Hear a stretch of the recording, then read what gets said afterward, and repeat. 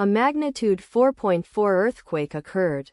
Sulawesi, Indonesia. 121 kilometers NNE of Palopo, Indonesia or 70 kilometers S of Poso, Indonesia. On Friday, the 25th of July 2025, at 2 hours 44 minutes and 22 seconds local time.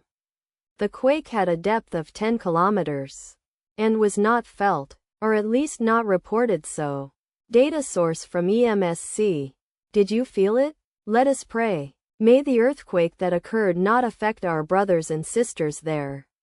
May the earthquake not happen again.